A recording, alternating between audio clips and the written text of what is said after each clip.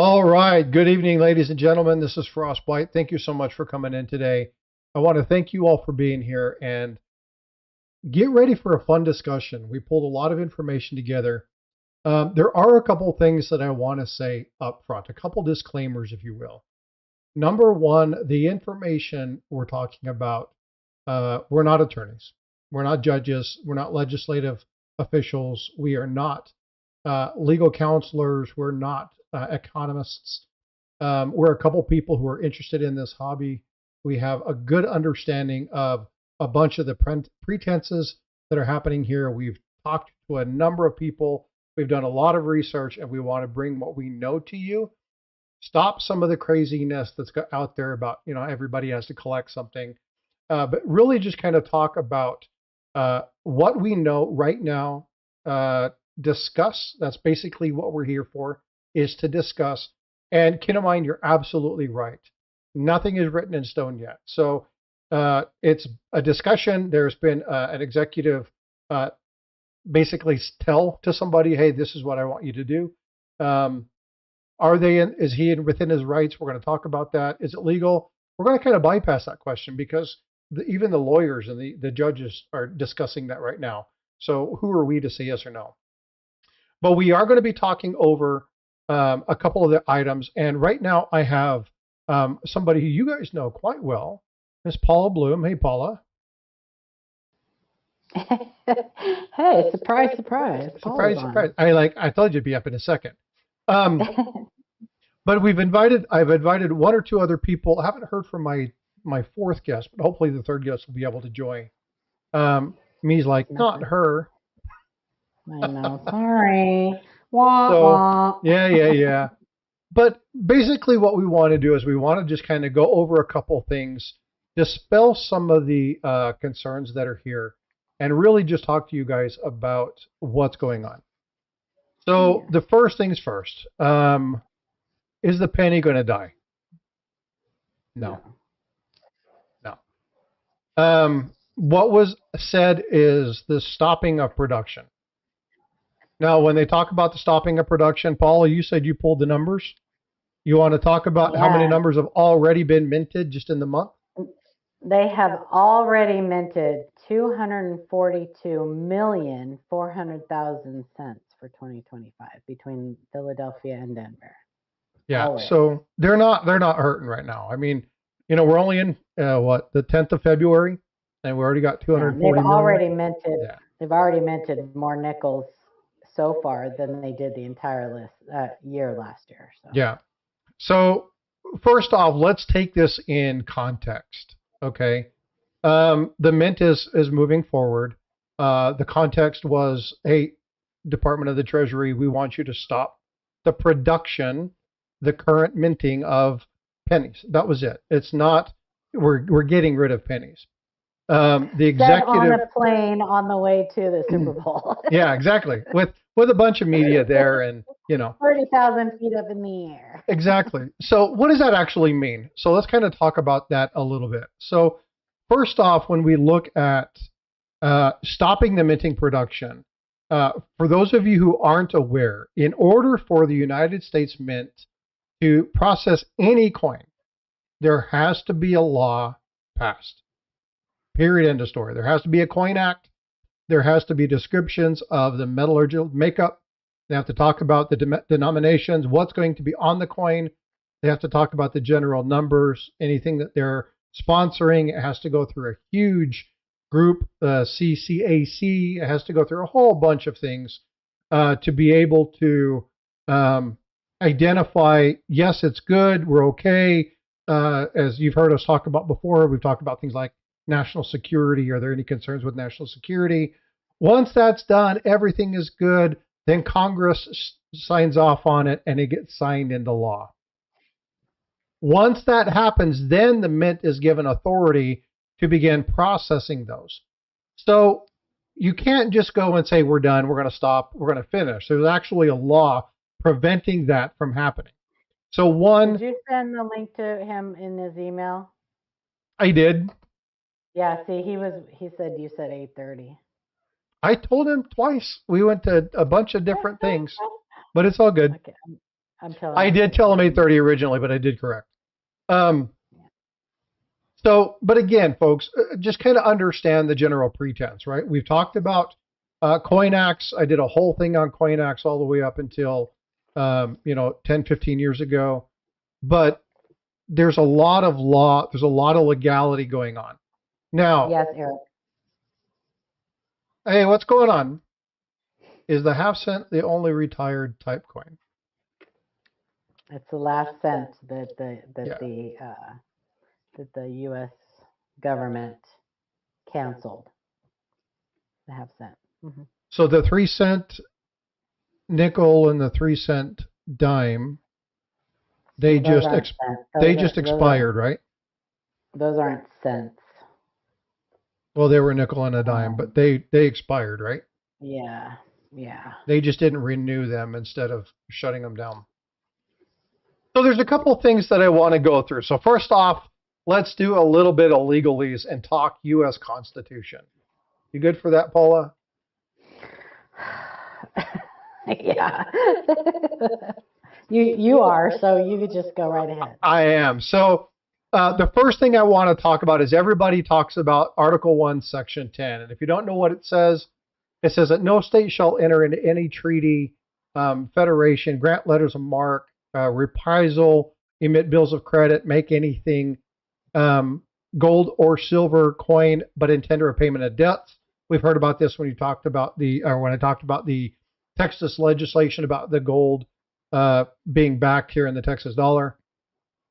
They shouldn't pass any laws or impairment obligation contracts, no title of nobility. So there's a lot of people saying, well, they can't really do that. It says that it's illegal. It's done by the Congress. It's only by the consent of Congress. President has no say in this. But there are other clauses that happen because of his position and title, and who the president gets to appoint because of his presidency. So they get to his or her presidency. So they get to appoint their cabinet. They get to appoint certain members. They even get to appoint temporarily members of the House or Senate, should they not be filled, until that term ends so that they can find somebody else and vote accordingly. But there are some things, if you look at Section 8, so look at Article 1, Section 8, Clause 5, it's that Congress, and this is another one that people are stating, the Congress shall have the power to lay and collect taxes, duty, imposts, and excises. I think that's supposed to be imports, and excises to pay the debts to provide the common defense and general welfare of the United States. But all duties, imposts, and excises shall be informed through the United States. They can borrow money, commerce with foreign nation, establish uniform rule of naturalization, subject of bankruptcy throughout the United States, coin money to regulate the value thereof, and foreign coin, and fix the standard of weights and measures. So that's what Congress's responsibility is.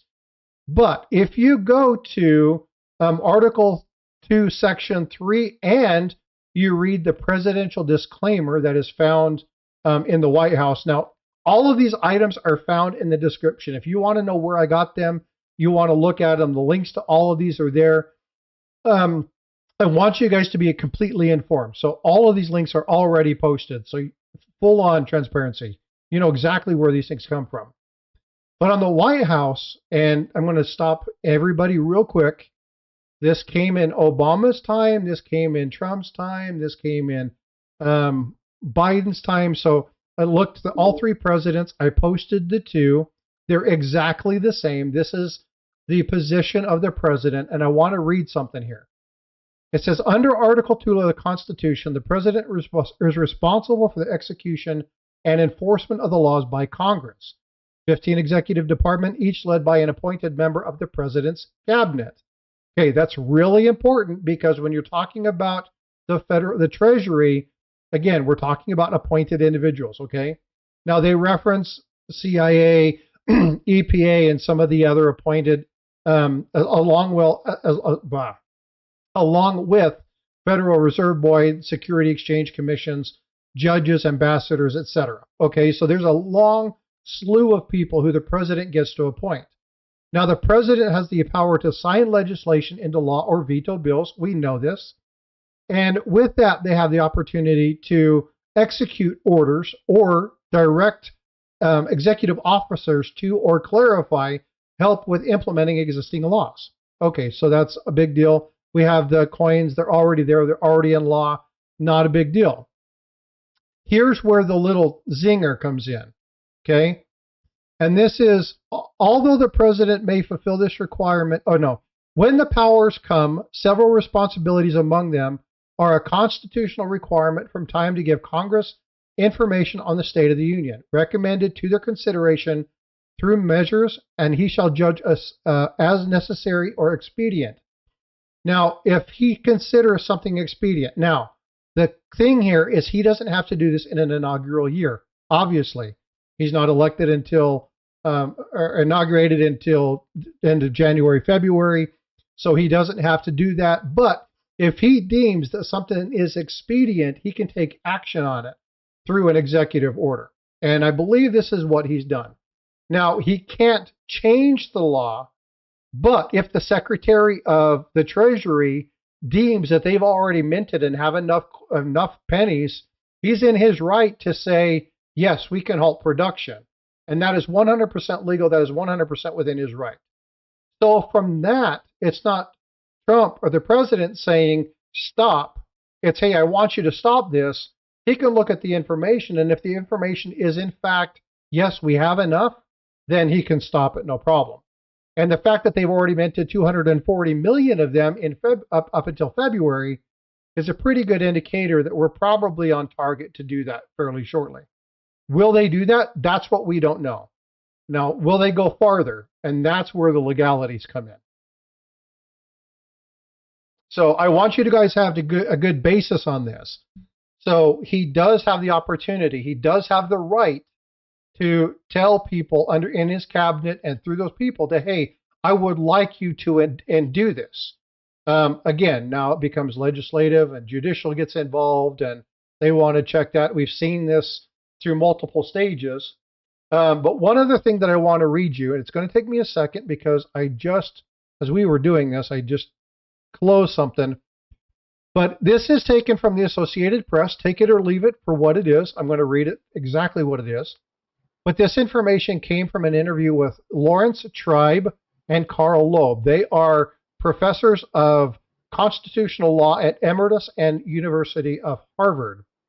They said the U.S. Code gives the Treasury Secretary the authority to mint and issue coins in the amounts the Secretary decides are necessary to meet the needs of the states. If the Treasury Secretary deems it necessary for the penny to be zero, in other words, we don't need any more, he is well within his legal rights to stop the production. And then they go on to say that nothing in this, and again, this article is there, again, nothing in this appears to be illegal because it's all under the discretion of the Treasury Secretary. Frosty, am I an attorney? I am not, but I love to research stuff. He played one on TV. Yeah, I stayed at a Holiday Inn once. Yeah, no, I am not an attorney. But again, this is why I can't say if it's legal or not. And I said this at the very beginning. I can't disclaim anything like that. I'm not going to judge on whether it is illegal or not. What I can say is that in looking at this information and taking the word deference to expertise, you guys will hear me say that quite frequently, and deference to expertise is leave it in the hands of the people who do this. There are University Professor of Constitutional Law at Emeritus and University of Harvard. These guys are qualified to talk about this all day long. So I'm going to take what they say and say, okay, they have a pretty good idea. Now, can Trump just say, and the penny? That's what we're here to talk about. He cannot. Okay, he cannot. No, he can't. So there are legislators and other people who for decades have tried to get rid of the cent. And they haven't been able to. And there's so much more that goes into this. I didn't realize until I started researching it. I spent the entire day today looking stuff up.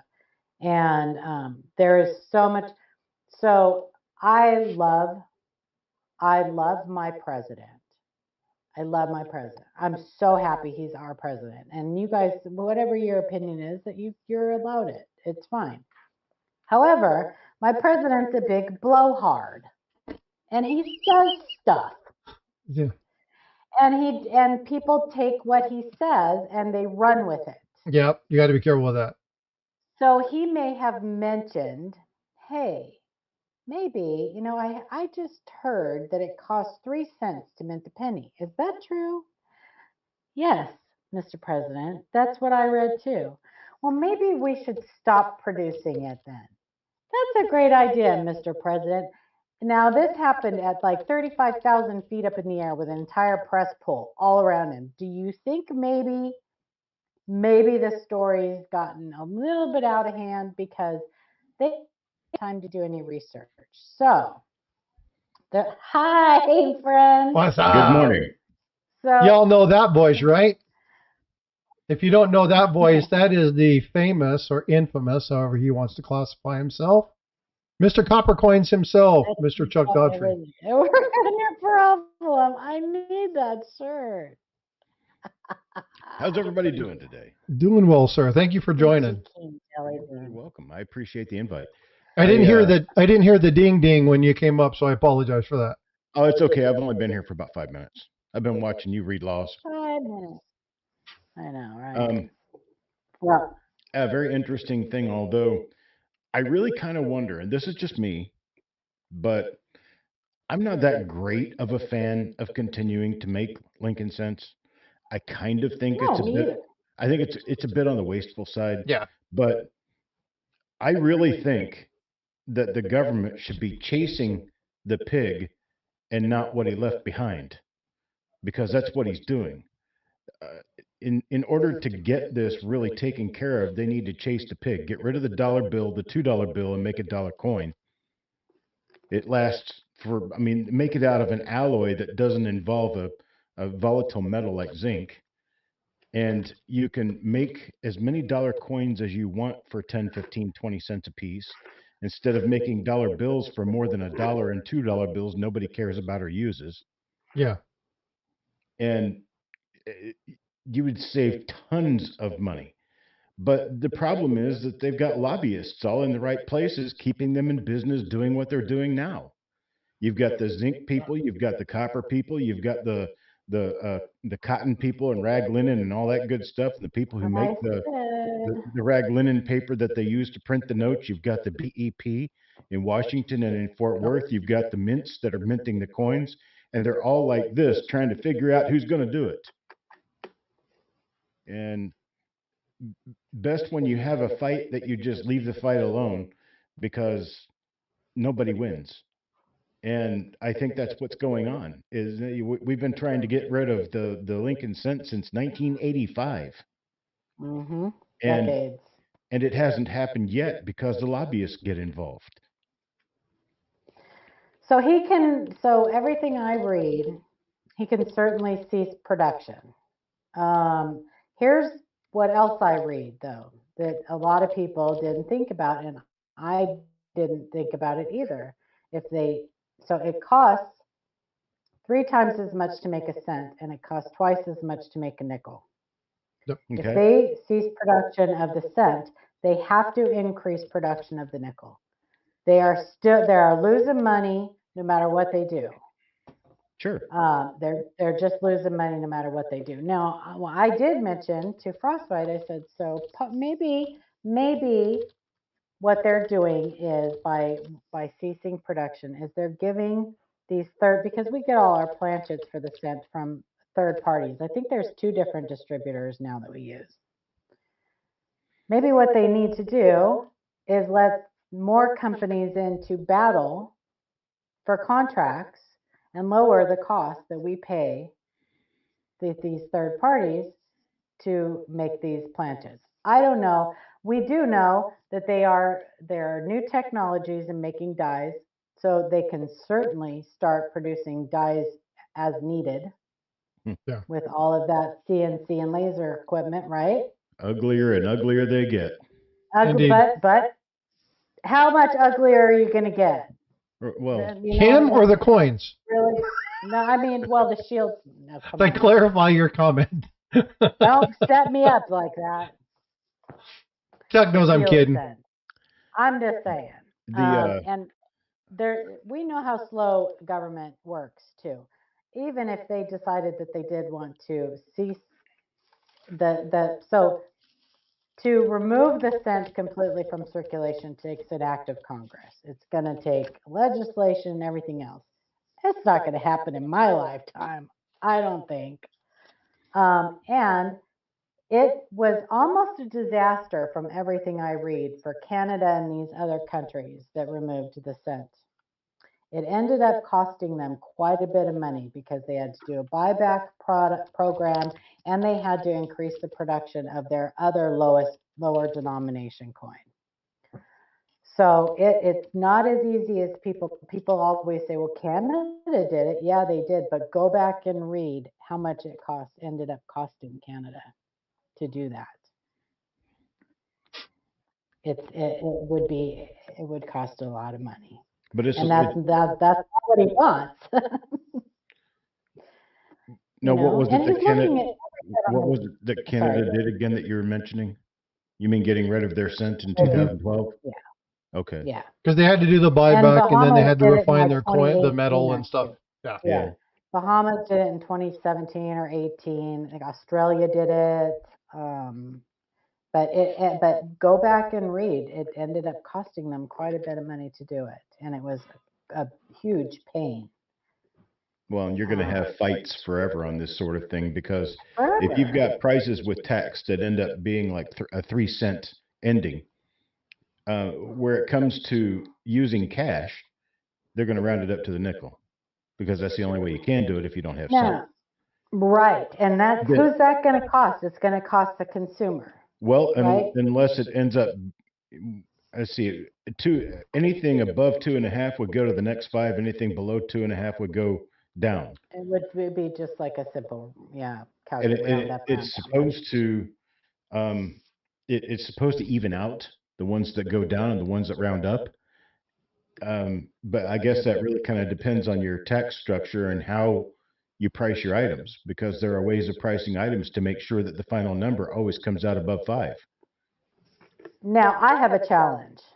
I have a challenge for you, and I have a challenge for the people in the chat, because I searched this all day long and could not find anything.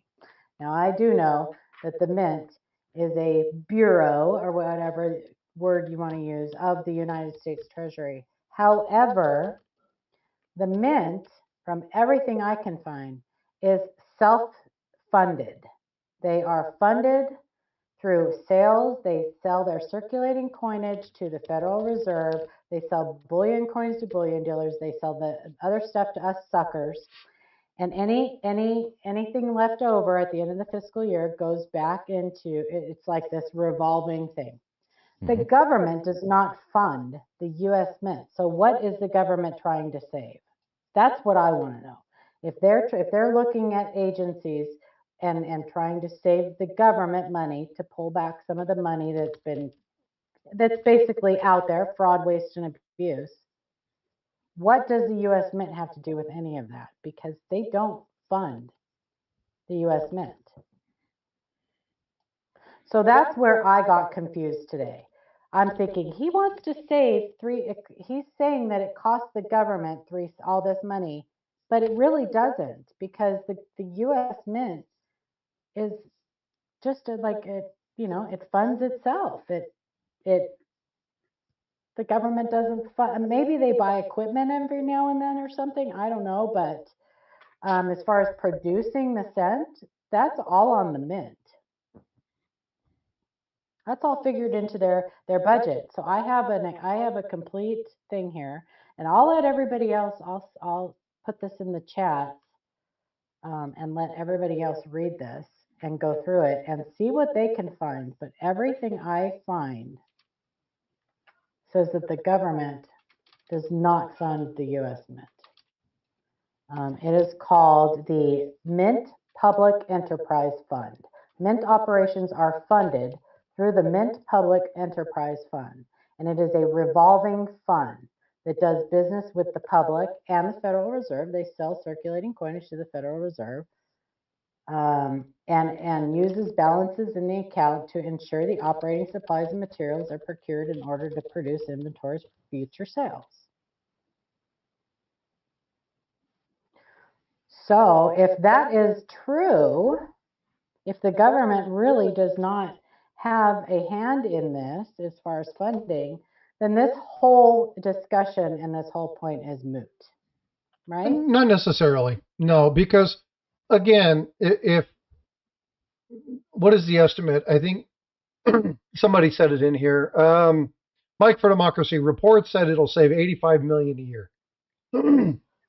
Here's what Chuck said earlier, and this is what I don't understand. Okay, I get the penny, but it'll save who 85 billion? What about the Kennedy?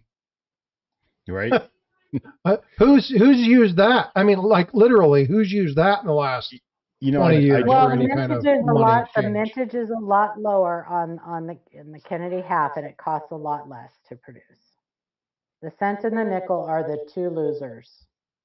The two losers. They're the two denominations that the mint loses money on. So we just continue to make something that nobody wants. They make bank. Well, the issue here is that the half dollar is only a couple of millimeters larger than a quarter. So the price of making them is similar. A quarter costs 15 cents or so to make. So a half dollar probably costs 20 to 25 cents to make. Yeah, it's a quarter. So you're doubling. You're basically doubling in seigniorage the value of the coin when you sell it to the government or when you sell it to the banks. So I think there might be legislation out there somewhere to say that they must collect a certain amount of seigniorage annually on half dollars or half dollar production, which is what keeps them making half dollars. Because half dollars are, I mean, they're worthless to pretty much everyone, even the people who go through boxes of half dollars, because they chunk all the new ones back and all they're keeping is the silver. Well, you're not, and Paul and I talked about this before, with the new advents of minting technology and the way they're doing it, we're not seeing a lot of the old, we're not seeing repunchment marks anymore. I mean, you'll see double dies every once in a while, but nothing like what you used to find, because as they change the minting process, a lot of those old errors go away. Well, true and not necessarily true. Double dies still find their way in one way or another. They're always going to do something wrong that's going to double the design on coins, and it's not machine doubling. Yeah. But nowhere near. I mean, we don't have near the errors that we used to have in modern coins. But Chuck, if they start laser engraving those dies directly, make a die, use a die, make a die, use a die, make it with the laser engraver, then there's not going to be double dies. Yeah. We'll get die chips and die cracks. And with the horizontal presses, we're seeing fewer and fewer error coins also, which is maybe not necessarily a bad thing, but if they're laser engraving dies, I want to see nicer, more intricate, deeper designs. Well, that's what they did with the flowing hair metal. The flowing hair metal was laser. The working die was directly laser engraved. They laser engraved the working dies. I don't see why they haven't been doing that for years. So the working dies or the working? Yeah, the working dies. You're right. Never mind. Working dies. They got rid of the whole hubbing process. Yep. Yeah. Which that would get rid of double dies altogether. Yep. Correct. But what happens if they do end up stopping the mintage of the penny? We continue using what we've got until they're gone. Is that how that works? Yeah. So one of the questions, and I have this. There's a buyback, right? Well, not necessarily. So I have one of the questions that was listed by Canada was they talk about circulation, right? And they're like, well, the coin's in circulation. It's like, so if somebody has a barrel of 500,000 of them, are they technically still in circulation? And so what do they mean by in circulation? And the answer, well, yeah, I mean, we don't know how many are out there. We don't know how many have been melted. I want to talk about melting these coins later because there's massive, massive health risks associated with melting copper, especially zinc. Mm-hmm. I'll get to those in just a little bit. I do want to talk about that because if people are talking about melting it down for the metal content, you got to be careful. But there were questions. It's like, so how many are actually out in circulation? And so it's like they have to figure that out. But that's a major question that's being asked. And I don't remember the name of the senator. I didn't copy the name of the senator who asked that question. The number of cents in circulation at any one given time is roughly 130 billion. Yeah, I tried looking up the numbers yesterday and I couldn't find Well, the numbers, but it's way up there. Penny production last year, and I got the numbers up if you guys want to see these. Let me share the screen if you guys are interested in this. Certainly. Yeah, I had. That's where I got this year so far. They've already, Chuck, I don't know if you heard what I said, but they've already minted 242,400,000 cents, and it's only February. Most of them in Philadelphia and a much smaller amount in Denver. Probably, yeah. So let's see what they. You guys can pull this up from the U.S. Mint. This is public domain. It's easy. Just go to the U.S. Mint and look for production sales figures. You can pull it up by coin, and you just do circulating coinage, and then you choose the year. And these are, let me zoom in just a little bit here. These are the. And they've already minted more nickels this year than they did the entire year last. This is all 2024. I'm only showing 2024. I can pull up 2025 here in just a second, but you can see that there's no shortage of pennies. I mean, this is just from last year. You see the cents, you see nickels, dimes, quarters. There's the small number you were talking about in retrospect of the Kennedy halves. Mm-hmm. The Sacagawea, the other dollars there. But again, 5 billion coins just in 2023. Of that, about 40, well, let's see. 5 billion, what is that? 80%, 70% of them were cents. So 3.2 billion of 5.6 billion. That's what, 70%? I don't know. I didn't hear. I'm paying attention. I can't do two things at once. No, I do two things at once really good as long as I can finish one at the first. But let's pull in 2025. That 2024 mintage of Lincoln cents that you're showing, I don't think is correct. They made 4 times that: 2022, 2021, 2020, 19, 18, 17, 16, 15, 14. I mean, they've been making 4 times that many coins every year. These are mintages directly, circulating coins directly That's from. 2025. I know. I just pulled up 2025. Are you sure these are actually mintages and not just number of coins sold to the public? Those are mintages. Those are mintages. Okay. Yeah. Yeah. In fact, you can go to. There's the total for Lincoln cents already this year. Yeah, that's the number I had: 160 and 82. Yeah. Right, which would mean if they stop making those at this point, boxes of the coins are going to be outrageously expensive and very difficult to find. Which is crazy. Well, you look at those numbers and all those zeros make it look really, really big. But there are coins with 10 times that number made, and we seem to have no trouble finding them on eBay for $10 a roll, you know? The last time there was a mintage like that, and that was for just the Philly, and I think it was the 2009 early years. Well, what's another? It might have been the presidency. I can't remember one of those, but that was for both. The proof 2012, right? That's another key year, right, Chuck? That's a hard one to find. That's not circular coinage. No, the 2012 is only a key as proof. As proof. And it's not really that much of a key. It's just the fact that the proof sets sold for so much money, and they went crazy because they didn't make as many proof sets. But they did the same thing in 2013, and in 2014 they actually went down. Yeah, So Jackalope says the moment you drop a penny, it ain't worth anything. Nowadays, that's true. Yeah. So the entire mintage for the Lincoln cents last year, Chuck, was 3,225,200,000. So right in line. Yeah. There you go. Yeah. okay. The nickels were low. Well, Denver was, I mean, Philadelphia was just as low as the Denver on the nickels up until the last month.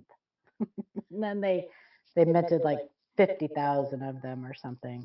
Which really bugged a Okay. lot of people because there were some people who spent a lot of money on Yeah, because rolls. people spend a lot of money on Yeah. them. The individual 4 different designs in 2009 were minted in far lower quantity than most other years simply because there were 4 designs for 1 year. Right. The lowest mintage of all of them was the presidency design Presidency. Yeah. in Philadelphia, Right. and that was 129 million Right. plus 784,000 circulation or uncirculated brass coins, which were in the mint sets. And the proofs, right? Well, yeah, and then the proofs. Yeah. But I'm talking about Oh, P you're and D. talking Yeah, I'm P just and D. talking about P and D mintage. Let's see. I just don't want, I'm already, here's my whole thing for wanting to be up here and talking to you guys. Of course, you guys who know me can probably guess what I'm about to say. My whole motivation for being up here and talking about this is I am already seeing people saying, where can I get these? Where can I buy them? I need to get them. Don't panic. Yeah. Like I said, in February, so we're only in February and they've already minted 242 million. If they stop now, then maybe you might want to pick some up. I don't know. I'm here. If you do, make sure you store them really, really well because they're copper plated zinc cents. Right. That's all I'm going And to if say you get a about little that. damp, they'll just turn into dust. I can't tell you But how many boxes of coins I've just basically tossed into Coinstar machines from the 80s because they weren't stored perfectly and the coins were worthless. yeah, Yeah. listen, I have bought copper cents that were green. Yeah. And let me give you guys another warning in that regard too. I just real quick, can I just I'm Yeah, sorry, please, one please. thing. I know it's your show, but No, you're good. my suggestion, if you want to start hoarding coins, cents, go to lower years, go to the wheat cents, or some of the harder to find years. But the whole point is somebody getting something at face value now that's going to be worth a lot more. No, but Chuck, That's their you can point. buy 2012 rolls of 2012 Canadian cents for face value. So if you go by, Right. if you look at that But that's Canadian historically, coinage. well, but same with Bahamas. You can buy the last year of the Bahamas cents too. So if you go historically, I mean, and people hate the shield cent. So I mean, yeah, I guess if you're just buying them in hopes that someday I don't know, man. Well, the problem with shield I cents don't is you know. get one that's a year old and it looks like a 1920s wheat cent. They're hammered. They look horrible. I don't know. The whole problem in the entire industry at this point in time is that over half of the people who are out there selling coins are profit takers. They're immediate profit takers. They're going to buy something that they can immediately get more money for. This is how what keeps the mint in business of selling coins to the public is that they limit the output and people run it before they even have it. They're running it for 5 times the price on eBay. Yeah, And like the nickels from last year. that sort of thing is what has propped up a lot of the selling that goes on online with regard to the new coins when they're issued, the 2024 nickels, the 2024 dimes, and at one point in time it was the 2009 dimes and nickels. And where does it stop? Well, I mean, it only stops when the mint starts producing more coins, or people stop trying to gouge each other's eyeballs out for $1. Yeah. Well, and so this is the warning I wanted to give you guys, not you two, because you know this. Steve LaPointe just gifted 5 memberships. OC Stacker, John Hanna, Jackknife, The Gambit, and UFOs. Thanks so much, Steve. I appreciate you, brother. And honestly, I can't see them doing anything before 2027 because next year's our semi-quincentennial. They've already got the designs for all of the coins. I don't know. Maybe they won't do the cent with the dual dates, but I don't know. Well, and there's nothing to say. We just saw this with the nickel. There's nothing to say that they don't stop this for 8 months and then mint 200 million pennies in November, December. Right. So be careful with that. Don't go all freaky. If you want to get a roll or two, get a roll or two. They're gonna look a lot more into this before they do anything. Yeah. I'm sure. Just don't freak out, folks. At least a month to move a finger on it, and then it'll take them another month to actually stop the presses. This isn't one of those things. Okay, put the brakes on the car. We got to stop. No, it doesn't work that way in the government. Nothing does. No. I guarantee you, I've worked for the government. Nothing works that fast in the government. Right. I mean, they've already got the dies made and everything, so I don't know, but yeah, we'll see. We'll keep watching. Watch every is it Tuesday that they drop the mint figures for the updated week? End of the month. It's monthly, right? Well, I thought they did the weekly figures on that Tuesday or something like that by 6:00 p.m. I don't know. I'll have to check. Maybe. But just check the numbers. You're talking about for the sale. Well, for sales and the mintages, like if they mint for the next 7 days, you can check that final mintage number. You should see an update. So continue to look for that and see. But they have not removed. They have not removed the mint sets from the U.S. Mint website. They have not removed the proof sets from the U.S. Mint website. So I don't know. I just think don't panic.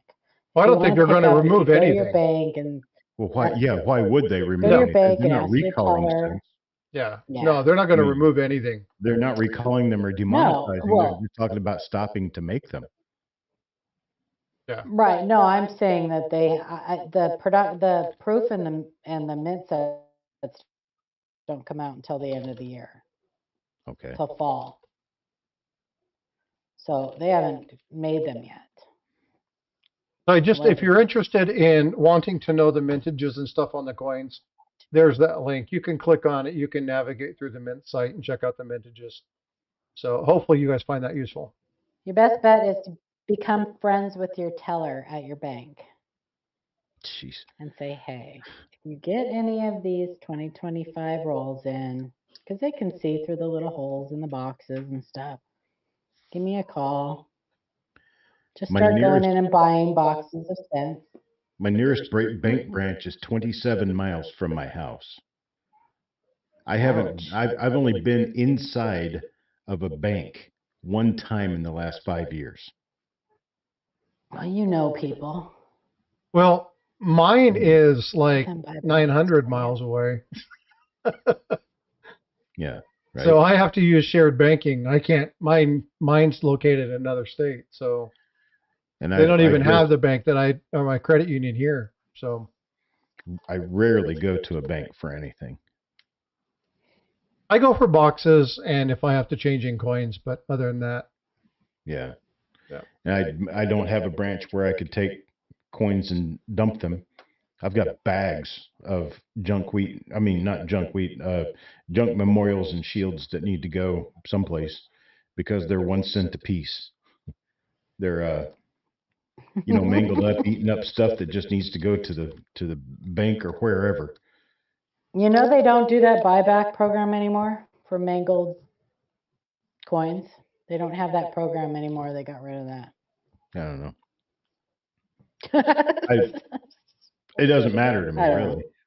You just get a coffee can, bury them. Yeah. I mean, I order almost everything I consume on Amazon, and I don't use cash.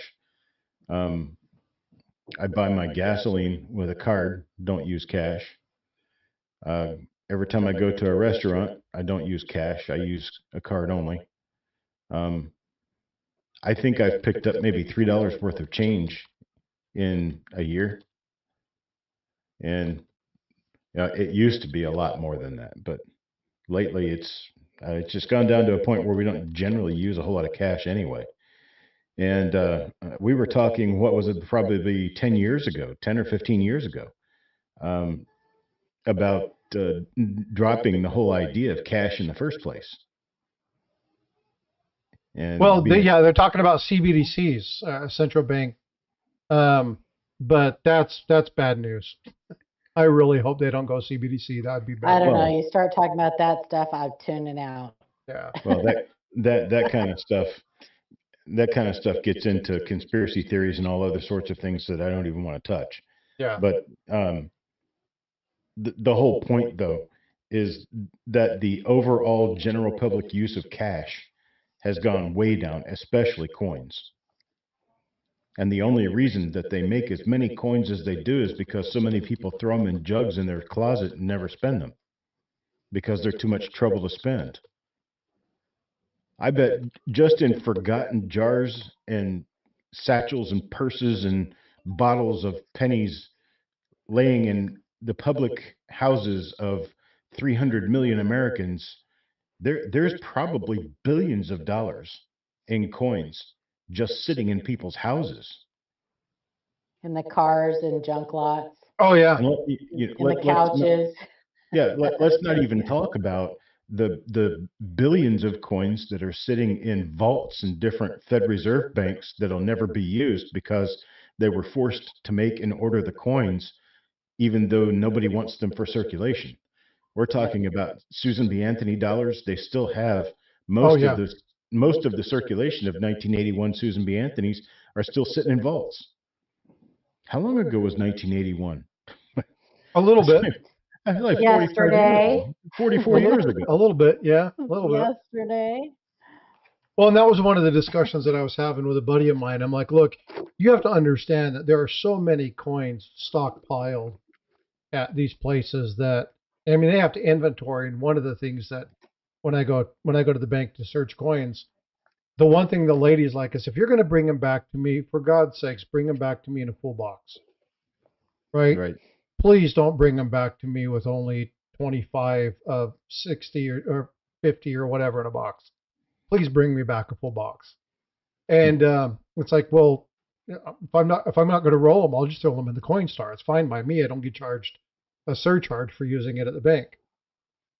But she's like, we hate having to count, because they have to do full on inventories, right? They have to count that all the time. And when they change a box or exchange it, they got to document it and log it, go back and count it and do all that stuff.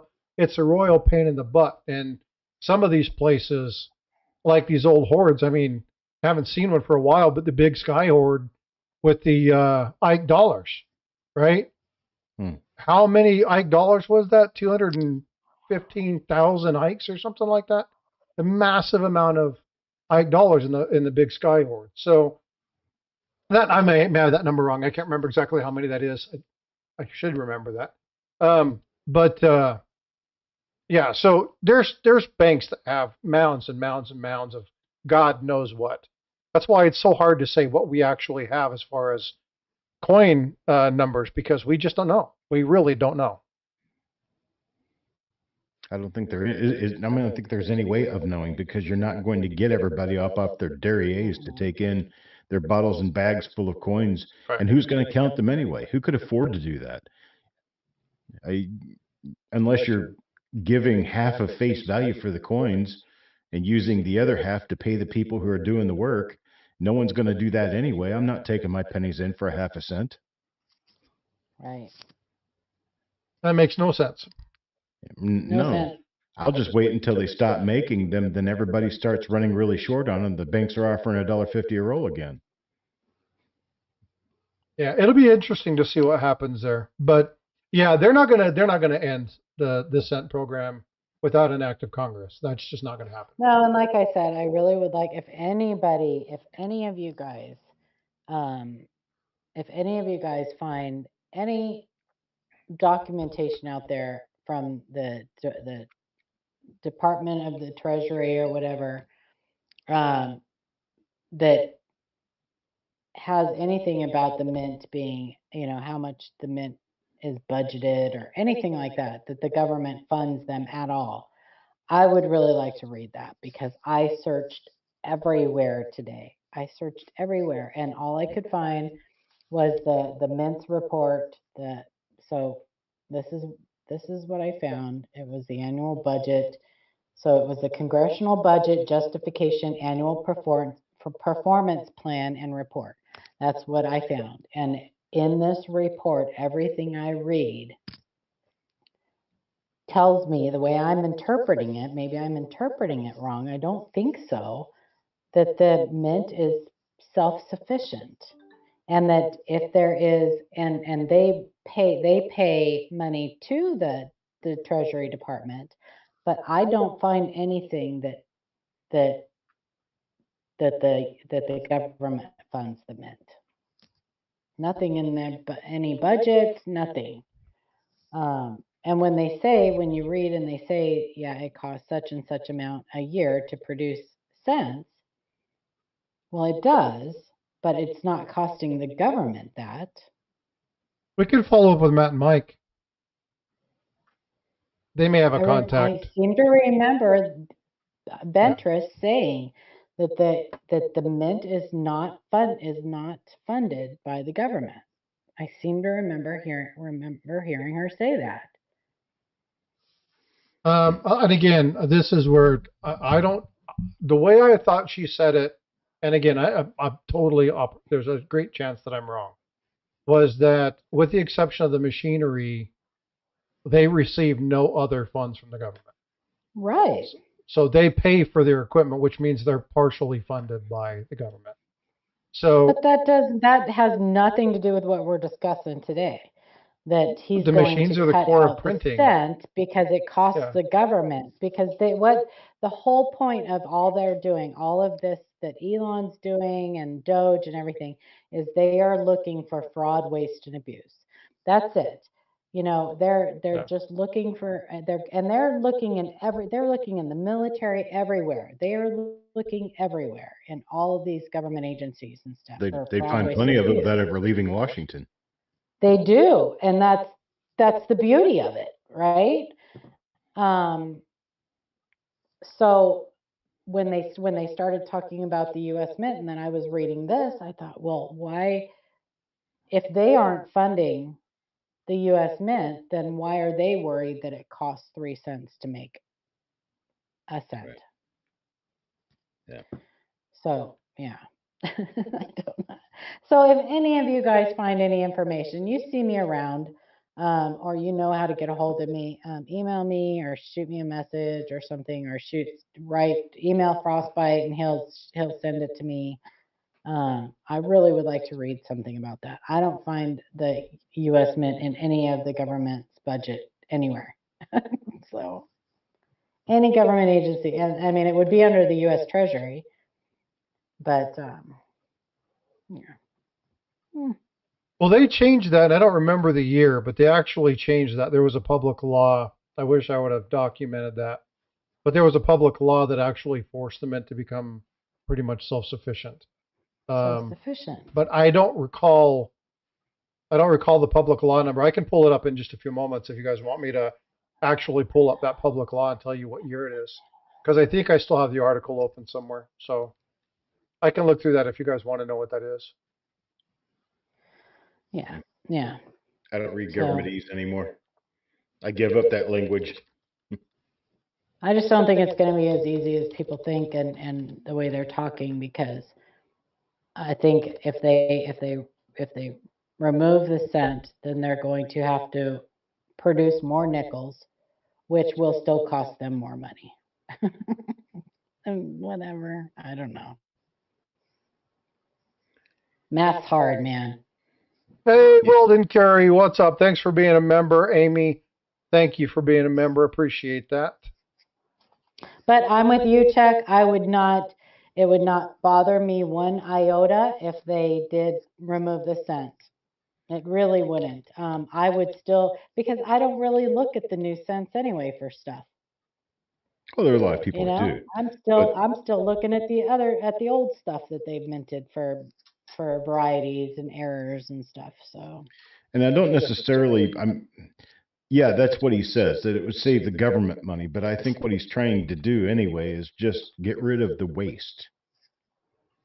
Just get rid of the overall waste because it's wasting zinc, it's wasting copper, it's wasting resources, things that could be used for something else. And if that's the way, that wasn't the way it was worded. Now, had he worded it differently, then that would make more sense to me. And that makes sense. And I totally agree with you where it comes to the material it's made of. They could make sense out of aluminum. They could make them out of plastic. They could make them out of anything except zinc, which is a really horrible metal to be using for coins. I mean, they proved that during World War II when they were using zinc on stuff. It's really very disheartening to know that they changed to this in 1982 and haven't yet figured it out ever since then. That is a huge money suck and waste of money anyway. Because I mean, there's some of these Lincoln cents that are issued and they literally last a year or less. Yep. And Chuck, that's my problem with them. Horrible. As far as varieties go, I have a couple varieties that are on my bucket list that I cannot, they're out there. They're like the 97 doubled ear and the 84 and the 83 DDR. I would love to own those, but I cannot find any that aren't compromised, and I will not pay that kind of money for if they're compromised. I just won't, whether they're in a slab or not. Yeah. No, I completely understand. I do not disagree, and you are not wrong. And with errors, look at the off centers. They're horrible sometimes. Well, it's because they split wide open when they do that. They're wide open. Yeah. Yeah. All that tensile pressure, it just pulls it apart. Yeah. No, I totally get it. I fully understand. So I would not be hurt at all if they got rid of them. It would be cool if they tried to come up with it, but they've been testing different compositions and stuff for a long time too. Well, one of the most common questions I have fielded about this particular question comes from people who want to know whether or not the value of Lincoln cents in general will go up if they stop producing them.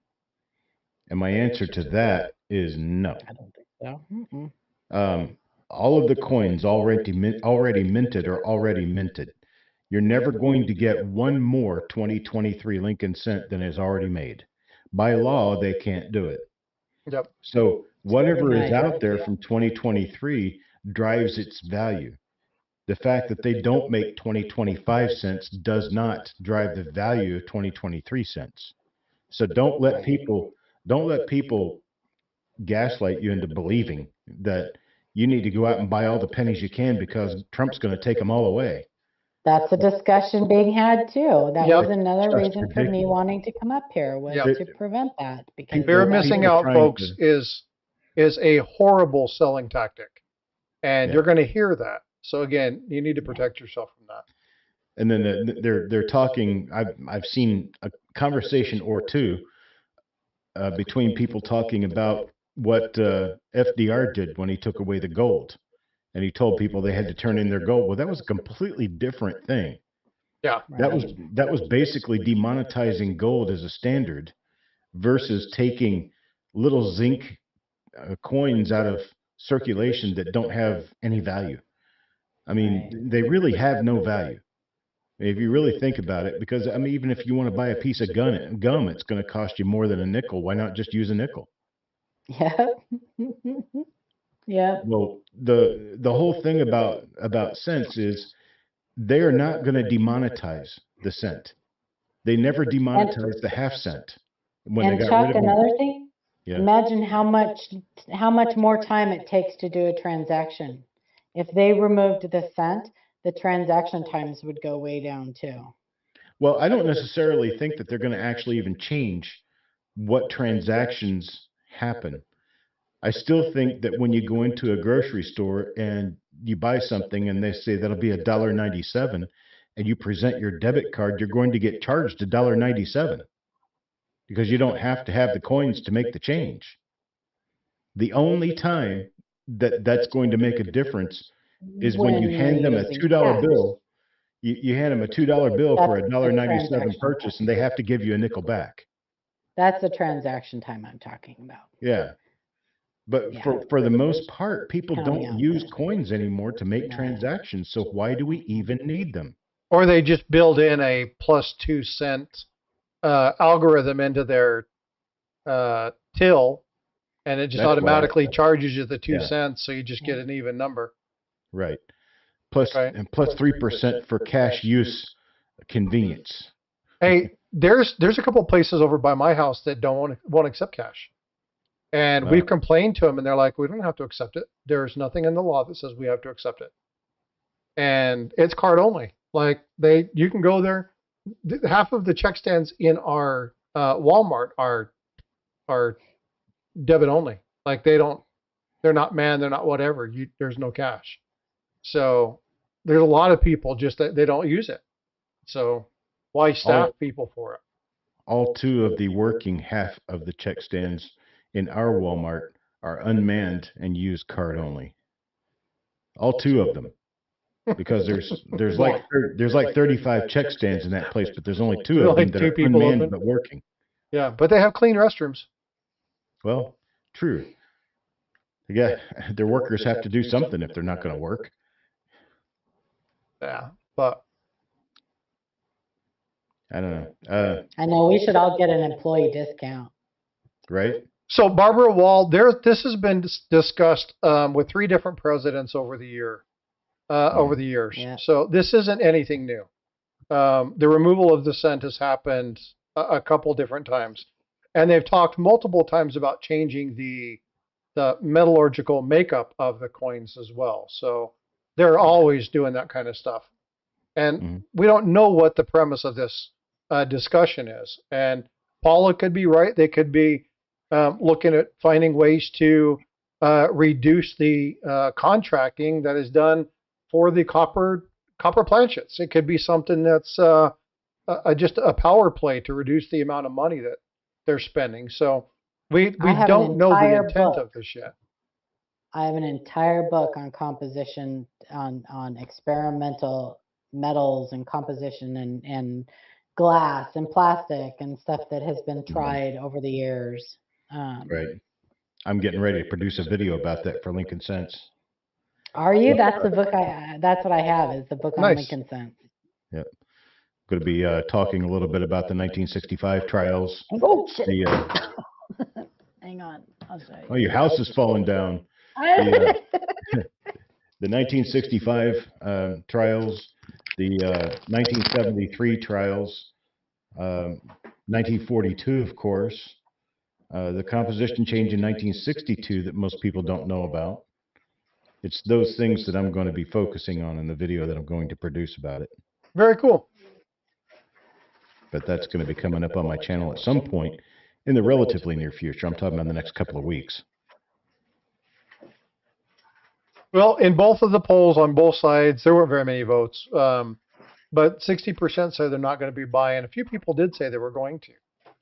And then 10-20% said, who cares? Not going to be buying what? 25%. Yeah, if they come out in rolls. Yeah. Yeah. There are people who will buy them, but there's a lot of people who buy them anyway. I just had my first 2024 Philadelphia rolls 2 weeks ago. And that was in 2025. It was the first year I had never carried a roll of coins from that given year until the following year started. I don't even think I've even seen a 2024 set. I've got rolls of Philadelphia and Denver. Well, you ordered them from me, so you're going to get them soon. Well, yeah, I mean, but you know what I mean. Yeah. The 2024, I don't think I even seen one. Oh, there you go. There you go. Yep, Roger Burdett. Yeah. This is really super interesting. Hey, what's up, Alex? Absolutely, This is where I brother. read about Martha Washington being used on the. Oh yeah, the that experimental coin. Uh-huh. We So- still use, do you know we still use that Still use what? for test strikes? Martha Washington die. Huh. I didn't even know that. Back in Isn't the that about the size of 1700s, a right? half dollar? There's several. Oh, there are. They make them smaller and Mhm. larger. I Mhm. wasn't aware of that. Yep. I'd like to get one of those. That'd be cool. Yeah, who wouldn't? Yeah. Yeah, it's pretty amazing. I'm sure there's a bunch of senators and Congress All people the who have them. different compositions. I don't know. They get all the good stuff. Like they need it. I love my books. Love my books. Right. Today's Ken Peavy's birthday. Happy birthday, Ken Peavy. Oh, that's today? Yeah. So there is one thing I want to go over. Are you going to talk about that? There is one thing I do want to talk about, and I said this earlier on. So one thing I want to advise against, and I work in the medical field. This is one of the things when I started doing this and hearing people about, well, man, I'm just going to melt it and store. Oh, jeez. Folks, you do not want to be melting Alex. copper or zinc unless you absolutely know what you're doing. And zinc is atrocious. It's horrible. But in the description down below, and in the video, I have listed 2 articles, and they talk about what happens. Zinc is a normal part of your body. You can uptake it in small quantities. But what happens and some of the things that are caused from this. And I want to go through a couple of these. Number 1, gastrointestinal effects. Vomiting, stomach, diarrhea, nausea have reported to be 47% of healthy people with just an increase of 220 milligrams of zinc have suffered massive issues. Neurological effects can sometimes affect the oral consumption or inhalation of high levels of zinc, lethargy, hallucinations. Cardiorenal effects. Higher intakes also can affect your kidneys, liver, and heart. Immunological effects. Zinc plays a role in the immunological function and innate systems. Zinc influences all cell maturation, cytokine processes, and production. Therefore, zinc deficiency in excess can lead to significant changes in your immune system and function, leading to various types of cancer. Diseases, zinc toxicity, copper deficiency. You increase one, you decrease the other. It's the same thing when you're doing copper. You can cause zinc deficiencies if you inhale copper dust. You got to be careful with that. Alzheimer's disease, also known as type 3 diabetes. Are we talking about the same type of zinc, though, here? We're talking about the same types of zinc. Yeah, there's only one type of zinc. Yeah, so whether it be ingested or inhaled, it's the exact same. But you're saying sometimes it's good and sometimes it's bad. So our body needs zinc. Right. But like the amount of zinc you're going to be getting from fuming this off, it's toxic. Gotcha. Okay. Yeah, global ischemia, ischemia, Parkinson's disease, multiple sclerosis, and obviously cancer. So it's bad news, okay?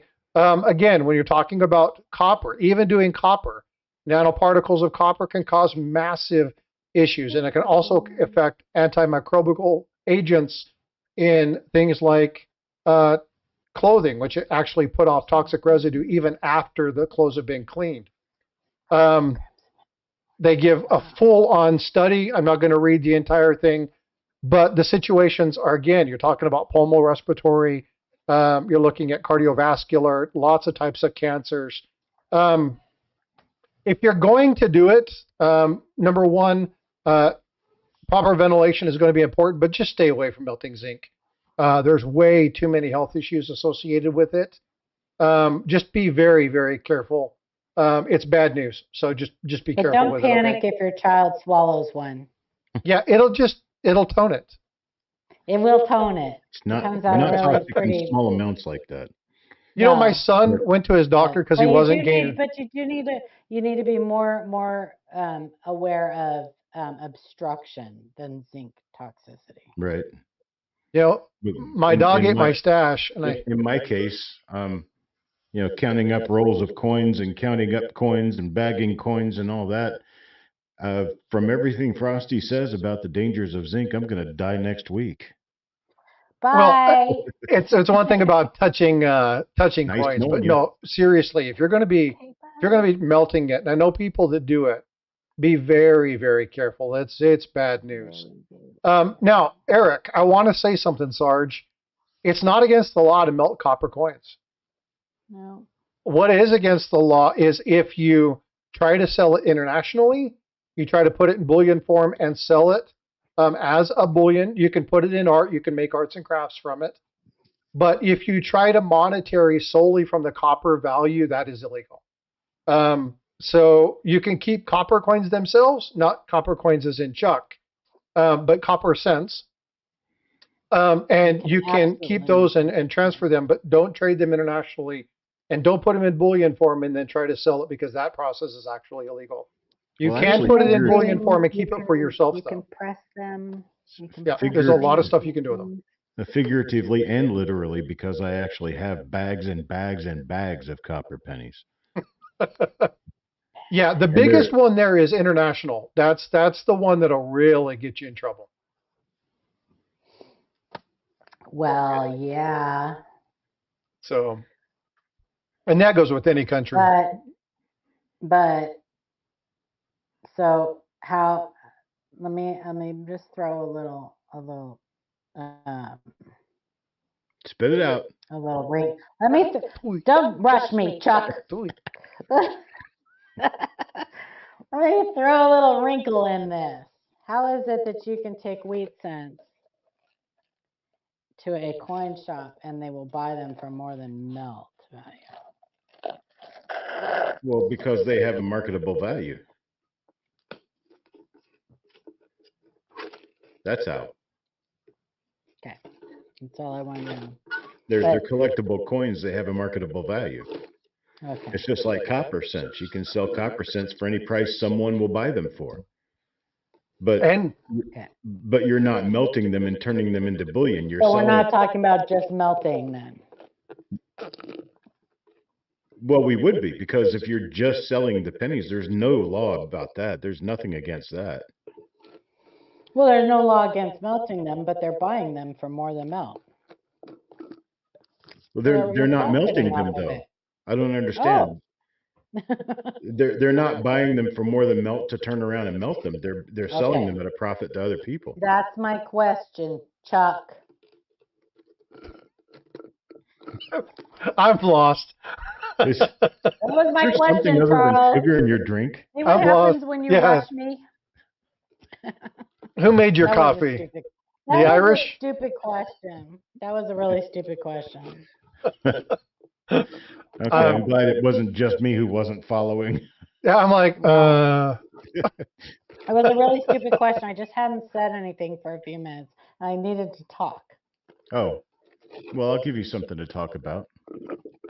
I bet you will. Shh, Yeah. you just behave You're looking yourself. for something to talk about.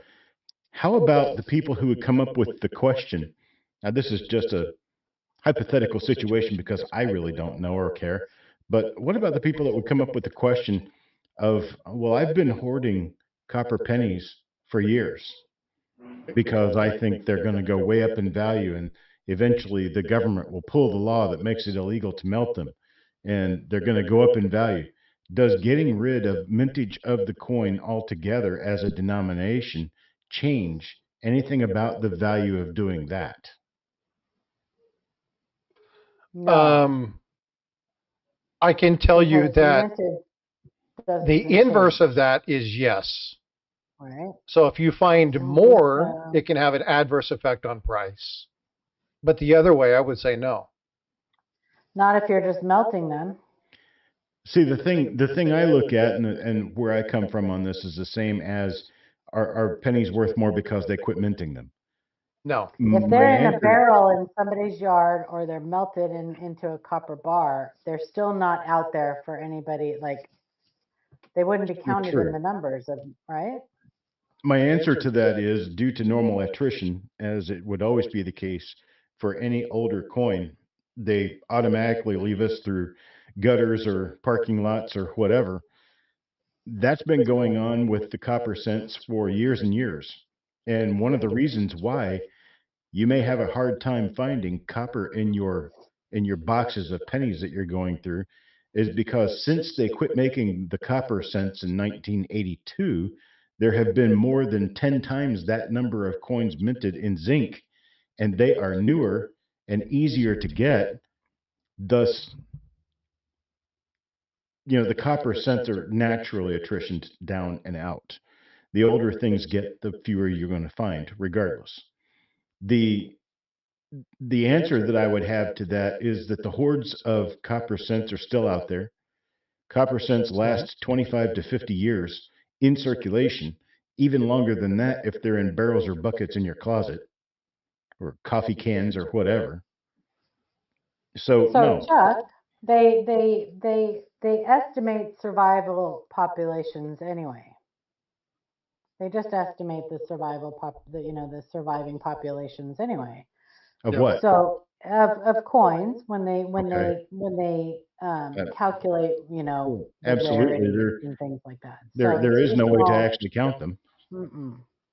No, and you'll see this in slab coins too. The population of slab coins is quite frequently wrong because somebody It's It's takes it, always they always wrong. crack, yeah, wrong. they It's take it, always they wrong. crack it out. It's always wrong. Yeah. So don't look at that and think you got anything special. You have a population Yeah. of two, it might be the same damn coin. Well, that would make it even more special now, wouldn't it? Other than the fact that it looks like there's three now, or Well, 10 because the same guy tried to pop it out 6 or 7 times to get that plus or that star. hmm. Oh, my thing is, and I think my final answer about all the questions that anyone would ask with regard to what effect does stopping the mintage of Lincoln cents do to collecting? Zero, none, no effect, no effect at all. Maybe other than maybe it'll bring more people into the hobby. Well, now you finally got an end to the Lincoln cent, so they can make all the books finalized. Yeah, exactly. Because Exactly. we've been making this same basic design of coin for what 118, 117 years. I mean, yeah. Yeah. It's 2007. I I still feel use it because I don't use it for mintages. I just use it for basic coin facts. basic information. Yeah. Yeah. Well, you could use it for mintages because once the year is over, they're never going to make any more of them. They're never gonna make any more. Yeah, I don't use them for price guides. I use them for mintages and basic coin information, but I don't ever use Right. them for pricing guides. Yeah, This is when I first started collecting coins. Was the this year is after one my of daughter only was two born. one of only two collectibles that I know about that definitely have a finite population from which you can choose. And one of them is stamps, because once the postal system stops making a particular stamp, they're not making them again. Yeah. And coins, because once the mint stops making coins and paper notes, because once the series is over, it's over. And Yeah. unlike baseball cards or something like that, if Topps decided they wanted to go back and make the 1969 baseball cards again, there's nobody stopping them. It's their license to do it. You have a Same bunch thing. of ticked off collectors though. Well, yeah, for sure. But same thing with like Ty and the Beanie Babies. They could go back and start making a bunch of those again. Nothing's stopping a corporation from deciding to make a product again and bring back all of the materials to make a product the same way they made it before, to where you wouldn't even be able to tell the difference. But the United States Mint can't make 2002 pennies anymore. Right. Just can't happen. Yeah, Chad, I wonder, I would like to see them play around with making the nickel clad. I think that there may be some way that they could do that and make it more cost efficient. I don't know. I would think it would be the other way around, actually. I would think the other coins being made of an alloy would be cheaper than making them out of clad. Really? Yeah. I think alloys are cheaper to do. Just in the pure nature of clad and the sheets that are required to bond together and the bonding process itself and the fact that the center, the core of a quarter is pure copper, but a nickel is made of a 75% copper alloy. Yeah. So, you know, the alloy can be a silver colored alloy. It doesn't have to be copper colored because it's mostly copper. But isn't there more that goes into refining and stuff like that and creating the alloy than there is to making the clad sheets rolling out, rolling? Not necessarily, because every diamond quarter required 3 sheets to put them together. The nickel only required 1. Yeah, but they still have to melt and refine and do all of that with the metal, right? Sure. With the nickel. Yeah, sure. But They used to do that. They used to do that right at the mint. nickel isn't that good of a metal to Yeah, use. Well, I don't see any way of them getting rid of nickel, but we use it for everything. Yeah, and that's correct too. He says there's too many cents in high grade for there to be a real effect. That's an issue too. But like I was saying, the other way, the inverse of what he was saying is also true, and that is if you have something that's high grade and then you find 10,000 of them, now the price for that is going to drop, right? So sometimes hoards can screw you. And what was that 1892 S Morgan? Is that the one that was the very expensive one, and then they found 1904 found like 30,000 of them, and then all of a sudden that $800 coin became a $60 coin? I think that was part of the GSA hoard. Yeah. Oh. I think it was part of the GSA hoard. When GSAs came out, people were buying GSAs in 1973, I think it was, and a whole bunch. Was it the GSA or the Binion? I don't think it was Binion. I think it was the GSA. Although I could be wrong because I really don't know a whole lot about those. Those poisonous coins. I think it was the Binion hoard. The rare variety that rarity was done. The 1904. Barbara says GSA. I thought it was Binion.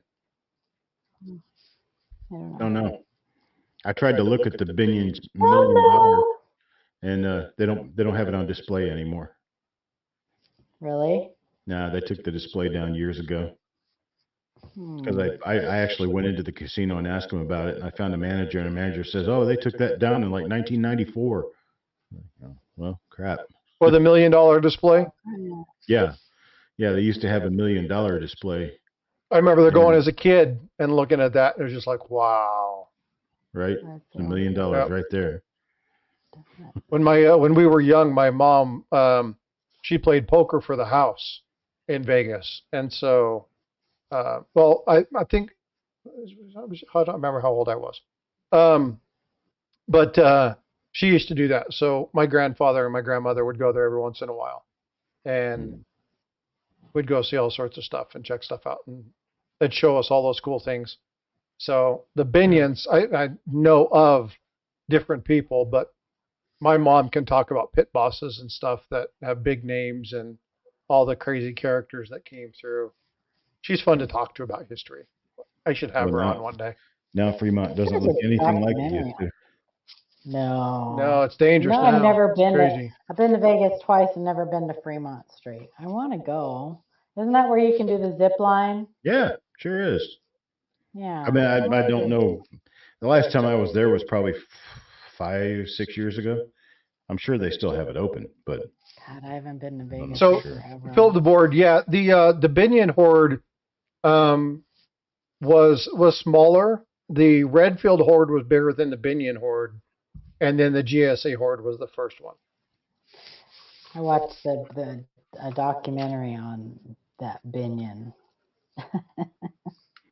I did a Yeah. video on Binion and Redfield and the GSA, and yeah, I like my horde stories and the Big Sky Horde and the Northwest. I haven't done the Northwest yet. It didn't. I think it wasn't.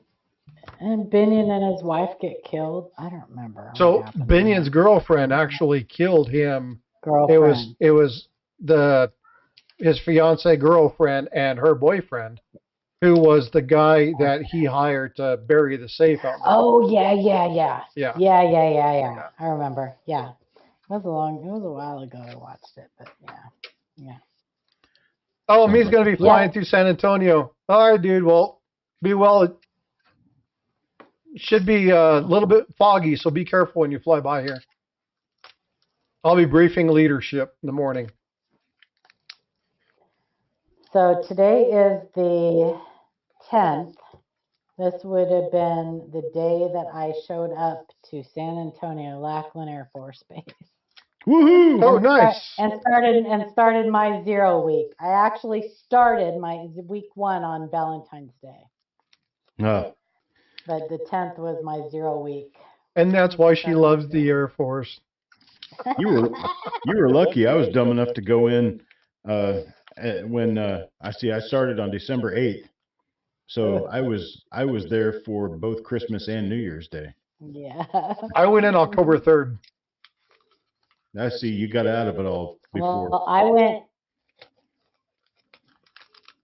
I went in and froze my butt off, and then I got out and went to Shepherd Air Force Base and sweated my ass off. There's Yeah.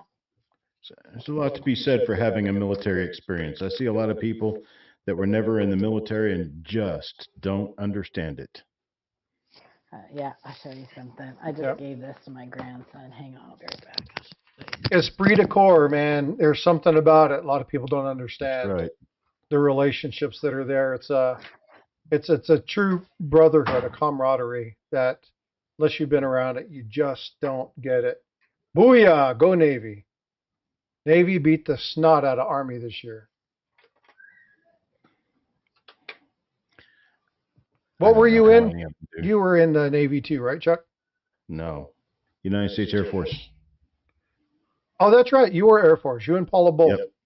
Yep. Active duty Air Force for 10 years. Yeah, me, myself, and Ray were all Navy. So, very cool. Well, does anybody have any questions regarding the discussion tonight? I hope you guys have enjoyed this. Like I said, it was kind of quick. I had done a little bit of research on it in the morning, and I'm like, you know what? I'm just going to go live. And, yeah, Chief is Navy too. That's correct. Eric, well, we figured that out, SFC. Yeah. Starting first class only means one thing. I dug this out and gave this to my grandson. You're Earth Pig. There you go. Amy Harrell, Air Force. Yeah. Cold weather gear. I had muckalucks. This is I still got my pea coat. so awesome. Best coat ever. No, I still got my pea coat. That thing. Amazing. My grandson. He was so happy. Hey, my mom's in chat. Hey, we were just talking about you. 14, he thinks he's the coolest thing. Who did you play for when you shield for poker? My mom's in chat. She used to play for the house. She's like, I have my dress blues too. Of course I do. Still have all my ribbons and everything on them. The ribbons. All my ribbons. Everything. I've got a display of my ribbons, but I don't know exactly where they are. I still have everything on my blues. Yeah, I got rid of all that stuff. She worked at Aladdin's. Just in case I ever need to put it on, you know. Not like it would fit me. Right. Hey, thanks, Jackalope. I appreciate that. Member for 14 months. Great discussion. Thanks, Frosty, Chuck, and Paula. My mom used to play for the house at Aladdin's. Oh. Actually, I think I actually went inside that place one time. Aladdin's. Me as a plank owner, that is true. My very first member. Wow. Well, All right, folks. Well, I'm going to go ahead and wrap it up. I need to go spend some time with the kids and take the dogs out for a walk. Yeah, I gotta go too. But It's 8 o'clock. My wife's okay, probably well, awake, it was getting ready to fun. go. Don't panic. right. Yep. Don't be all Don't freaked panic out and about don't the scent, overbuy. you guys. And no, don't. Don't freak out and Just start wait. buying rolls of Just pennies for wait. $25. Yeah, don't do that. Don't do that. That's right. Right. All right. Bye, guys. All right, you folks. Hey, take care. Thank you all for being here. Be well, be blessed, and we'll see you guys in the stream.